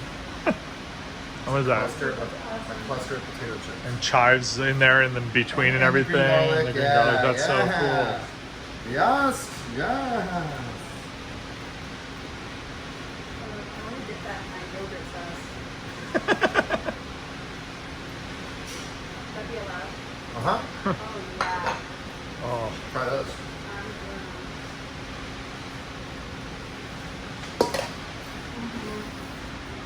Oh, yeah. yep, dude. Those are pretty fun. Dude, those are good. Yeah. That was so fast, too. Yeah. It's like such good bar snacking. That was the last dish today, yeah? Or is there one We more? got at least one more. What's it gonna be? Well, we got two more. Oh, man. Oh, we do. Okay. So you're still gonna get, what is that? 1, 2, 3, 4, 5, 6, 7, 8, 9, 10, 11 dishes. Really? Oh, cool. Okay, fine. Fucking good. All right, Angel, Yes. go get a vanilla bean that Juwan has in his little boy, and bring I think a container of cream from the walk-in. Cream, and that's it.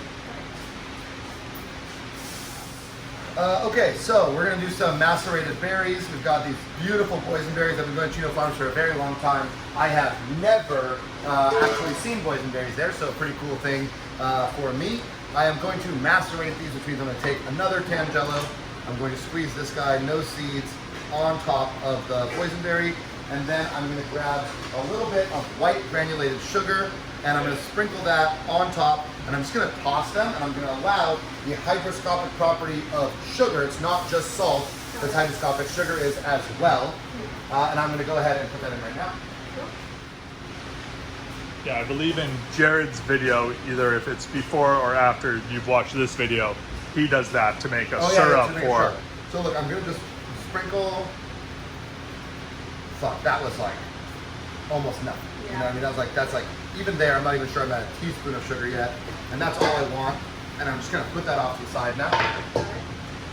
And then I'm gonna just take this bowl, and I'm gonna sprinkle just a little bit of sugar in there as well. Probably just right about that amount.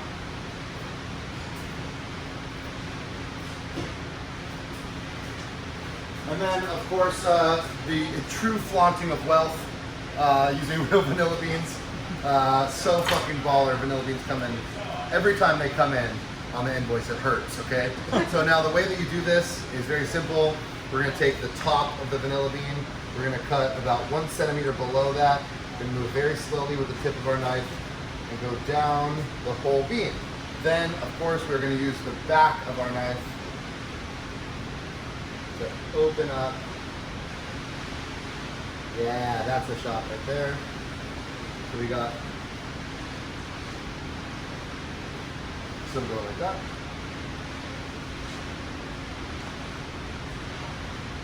Now, Does anyone here think that that was all the seeds? I mean, no way. No way. There's a fuck ton of them still in there.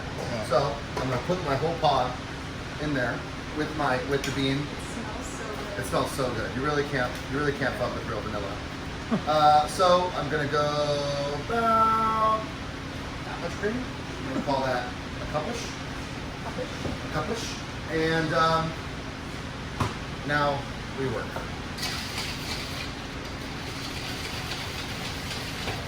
Now by leaving the pod in there and I agitate it, I do stand a chance at any remaining little actual seeds from the vanilla bean coming out. Now I will come into the situation where I need this thing out of here in order to actually whip my cream, but we're not there quite yet. And I want to make sure I get as much of the flavor out of it, especially people at home spending $4 or $5 on one fucking vanilla bean to like just scrape it like that and put it away. I think it's just like very wasteful. And I think that people don't feel like they get the most out of it, so that when they go and like, oh, I want to use vanilla, it's like, oh, we'll just fucking use extract because, you know, we never get our money's worth with the beans anyways. Now, what's the difference in flavor? It's more of a subtle vanilla flavor. Vanilla extract would be like taking vodka Yeah. and the vanilla pods and allowing them to sit together for probably around 6 months, which frankly, don't get me wrong, if you are using a lot of vanilla beans and you're not producing your own extract, I think you're leaving some pretty cool stuff on the table here because I think that it's incredibly cool to make your own extract. You can also make vanilla sugar, which I frankly just find smells a lot better than it actually tastes, but that would be taking the pods, just like the one I just ditched, and putting that one into like your regular granulated sugar. And you would find that it perfumes it quite a bit. But like if you were to use that sugar to make a caramel, it's not gonna taste like vanilla caramel. You know, it's not gonna, That's sense. the sugar has that aroma. So after But, it's like, baked in, it my really point is, it's not like you get a cookie that calls for vanilla extract and sugar, and you go, oh, I got vanilla sugar, I can just use I can that just dust instead that. of both. It doesn't work like that. Now, would that be for like if you're dusting a cookie with sugar, you'd maybe use the vanilla sugar? Sure, yeah, that'd right? be great. That would actually be fucking coming in with a great use for vanilla sugar. The only use, possibly, some may argue. Very hot day today. Yeah. But We're making vanilla with cream. Yes? we're making vanilla whip. I remember dating a girl who's like, I know how to make whipped cream. I'm like, cool. Take cream and you whip it. Good job. Her thing was actually putting it in the ISI canister. Yeah, and turning the pressure valve. Now cream, I love freshly whipped cream. It's so fucking nice. In fact, Angel, carry me that glass plate over there.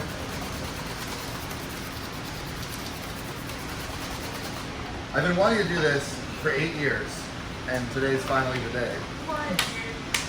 Uh-oh. I need a bigger plate. Bigger plate? Yeah. Let's grab another one of the wood bowls. Now You're talking about what you talked about in the issue car, with aren't the you? Chino Farms Mara de Bois strawberries is something I've talked about a lot of times. They are already perfect. I mean, that is a perfect strawberry. So even taking the green off, we make it worse. And I've tried cooking them. You know, I've been in this world where it's like, oh man, like, you know, we're gonna make a jam out of these strawberries. Then it'll be better. These strawberries do not get any better. They're perfect. They don't need anything. They don't. So I am going to, you know, every time we go to Chino Farms, for the most part, we're doing a competition. And like, obviously I want to win. Very competitive person. I don't want to be in a spot where I go and I put up like just strawberries and whipped cream and someone's like, well, you didn't really make anything. It's like, listen, this is what's fucking best for this strawberry. This strawberry wants to be treated like this. So that's how this strawberry is going to get to go. You can really see all the little, like, vanilla. Yeah. Don't let yourself be lied to on menus, guys. You see something that says vanilla bean and you don't see the specs. You got lied to. You got played. Now we definitely have to find the perfect texture of cream. It's not about just ripping the shit out of it. It's about finding this. I'll see if I can find it. It's not the easiest thing in the world to get perfect whipped cream. In fact, when I was at St. Peter, they have a very, very famous tart out there. And the guy's like, yo, the hardest part's not the tart, it's the cream. It's like, it has to be perfectly dollopable. Yeah. Oh my God, we're getting there. You can almost see it. You can almost see it. Do you want it to be like stiff peaks? No, we don't want stiff peaks. We want almost to have like a sour cream-esque texture to it. Just need it to have enough dignity, but not too much. You Got it. know? Yeah. So, like, 'cause that's not stiff peaks, Yeah, it's not. but that's starting to look. that's- That's starting to look that's pretty starting to look pretty good. pretty Okay. All It's right. starting to look real good. I think we're here. Alright. Now it's also not easy to get the cream on the plate perfectly. Okay, this is honestly, I'm gonna say one of the harder things we've done today. Is putting cream on a plate. You're kind of like, Quinella, no, I'm just trying. I want this like effortless. Yeah, that looks that's it. That's it. I love that I called it effortless, and that was one of the hardest things I did today. So yeah, so anyway, for me, that is that's the perfect way to serve Chino Farms strawberries. Like, I know it's fucking obnoxious. I know that's kind of a dickhead move.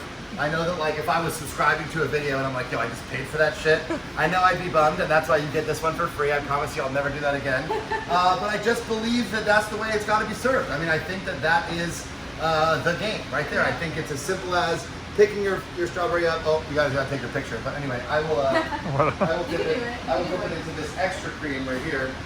And, like, look at that. The cream just, like, hugs the strawberry perfectly. Like, oh my God. Now?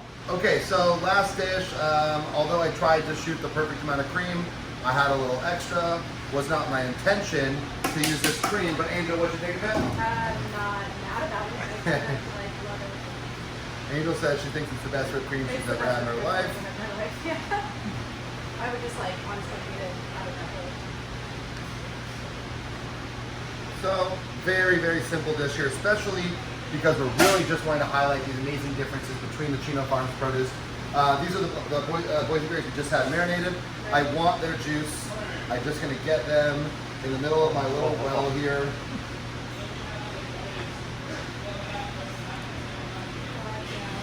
Dude, that's... So again, it was lemon, It was the tangelo. tangelo, Yeah, and then so, sugar, and that was all that we took. yeah, so the nectarine, I'm going to do what we call cheeking.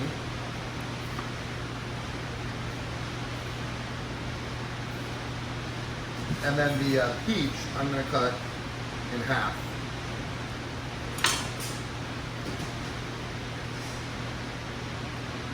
Oh, this peach does not want to come off its stone, which is obviously going to mess up the beautiful plating I had in my head, but that's okay.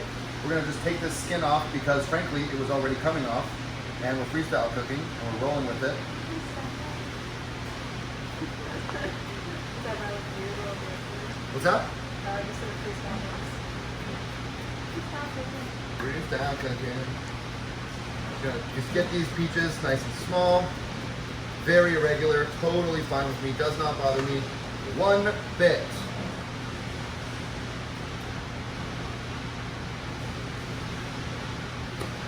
Would this be considered elbow peach by the juice that was in it? Let's find out. Listen, it's not an elbow test peach. It's still a perfectly serviceable piece of citrus fruit. But frankly, early June, we're a little ambitious. Pick up peaches. On peaches. Well, we're definitely ambitious asking for elbow test peaches. Yeah. They're really more of a late summer thing. Okay, so my peaches, I'm just gonna go ahead and kind of sporadically place like that. What is a elbow test peach? Elbow test peach is what happens when you take a peach and you take a big bite and it's so juicy that it drips all the way down to your elbow. That's an elbow test peach. Yeah. Let's see, how's this nectar? It's a white nectarine. It's a pretty decent white nectarine. Yeah. You can taste it. I've used garlic with this knife. Taste that? Yeah. I mean, it's not bad though. It was good.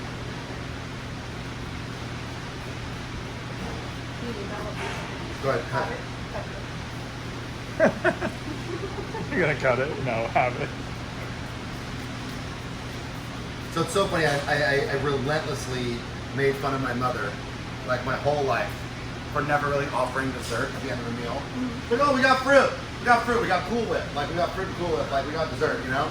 And I'm like, Mom, that's not dessert. We need some fucking pastry. We need some ice cream. We need some whatever. And here I am. Two fucking fruit desserts. Yeah, fruit, Yeah. fruit and fancy Cool Whip. Yeah, basically. So, I mean, kind of the best dessert though. I mean, it is the best dessert in the sense that, like, in a lot of other desserts, we have to, like, manifest Sugar in sweetness. it, You know, yeah. we have to sit there and, like, figure out why we're making this sweet, or how we're gonna use maple, we're gonna use honey, we're gonna use sugar, we're gonna use whatever. I'm like, this is already just sweet because the fruit's sweet and it's delicious. And getting mega deja vu right now, and I know I haven't done this before, so. Now, is there a reason why you only put a little bit of sugar in with the boysenberries and not like with pieces of the nectarine or Yeah, so peaches? I think that for me it's all about contrast, right? So the blackberries, boysenberries, a little bit macerated, peaches and nectarine, stone cold raw in different sizes, they're different colors. I think that frankly it turned out a lot prettier than I was really had ever hoped for, because it's just a very simple dessert of some beautiful fruit with some nice cream. But you know, when you have ingredients like this, that's the way that I like to cook, because I think that that's just so much better than the average boysenberry and the average cream and the average peach and the average nectarine. So when you eat it, you're like, wow, this is better than the average dessert. But like, it's simple cooking, you know? So that's it. That's it. Yeah. That's our whole day. We used almost everything. I Yeah. just see one thing that we didn't get to, and I can very much live with that. I feel pretty accomplished. Thank you to Chino Farms. What? Thank you to mega, Chino. Mega thank you to Chino Farms. I mean, they did charge us by a pretty Yeah. good price, a Yeah. homely price for sure. And yeah, so your favorite dish at the end of this, turnips? And I think it was the turnips. The dashi is really well done. Your favorite dish? Have to go with probably the squash. Summer The squash. yogurt, yeah. Summer Yeah, squash so and yogurt. I can't even remember all of them right now, top to bottom. There was Did we Swiss give me chard. 11? Okay, so Swiss chard and shishitos were the first two. Yep. And then we did summer squash. Yep. And Corn. Corn. And And there was another one that came out, turnips. no, not with Oh, that. oh, There no, was one turnips before and that. No, there was three that came out. Oh, tomatoes. Tomatoes and basil. And then we had our Turnips. and carrots. Yep. And then we did our And something else with the We did- turnips and we- carrots. Yeah, we did do the chips. But then we're Before still, chips, though. You're right, because we have the strawberries and the berries, and that's 10. Yeah. We're just looking for the other one. It was after Oh, carrots. it was the eggplant. Yeah. The eggplant and okay, and the okay. baby Brussels sprouts. Yeah, so that's the full tour of the stuff that we did. Obviously, if all things were considered the same, it would be super fun to do this in exactly 6 months' time again, because that's when the farm is as different as possible, and that's when you really start to get there and see the differences between the seasons.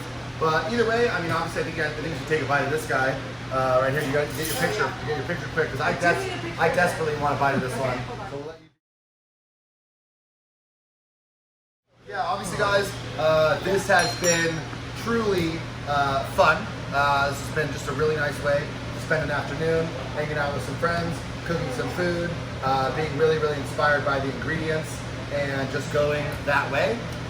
Obviously, the goal here is for us to be able to use this platform as an opportunity to have revenue for the restaurant that we're missing, because we can't have you join us. And we just want to share our cooking philosophy. We really have never been people that have hid behind the stuff that we're doing. We're always happy to talk about what it is, how you can do it, all that stuff. That's what's so fun about this experience. Obviously, we do hope to have some that are slightly more formal or whatnot, but it is just fun to show how we cook in the moment.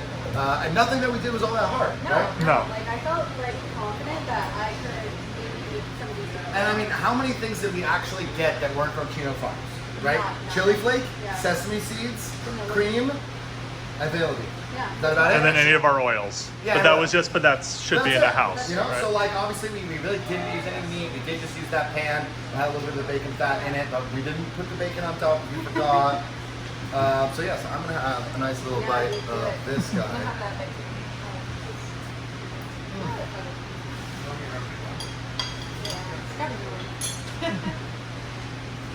Yeah, no, everything was super easy, fun. Wow. Goddamn. Goddamn. But yeah. Alright, ready? Can we do like a cheers? All that. Cheers. gotta get in here. Look, how long did that take us? That was just right about 2 hours, right? We're still filming right now too, and yeah, probably right around 2 hours. Oh my god. Holy shit. Yeah. It's good stuff. It's good stuff. Fuck yeah, that's Yeah. really good. Yeah. So anyway, that's it. All right. Gluten-free. That's great. Say bye. Our whole meal was gluten-free besides the tempura. Yeah. It really was. Yeah, we had a lot of vegan things. A lot of vegan things. Yeah. I mean, the eggplant was vegan. Yeah. Shishitos are vegan. The- Corn is there's a shit Playground ton of vegan. butter. There's a shit ton of butter in there. The turnips would have been, right, except for the dashi. This dashi was vegan. We didn't. Oh, that's right. We didn't use any katsuobushi in this Yeah. dashi, so yeah, that was. But we did finish the turnips with a little butter too. So. Oh, we did. Listen, these are just fucking semantics here. You don't even worry about this stuff. I hope you guys have a really good time watching us. I hope you really enjoy just the casual cooking that we're doing over here. And I hope, if anything, like even if you don't subscribe to whatever we're doing, or we never make $1 out of you for this, I hope you go to the farm. I hope you, frankly, not even Chino. I hope you do go to Chino Farms, but I hope you go to a farmer's market. I hope you buy stuff. I hope you touch it, look at it, and then come home and challenge yourself to make simple dishes with that food. Perky, you should definitely come try these berries. They're fucking lights out. Yeah. But anyway, that's what I think. Thank you for watching this free video, and get your wallets out.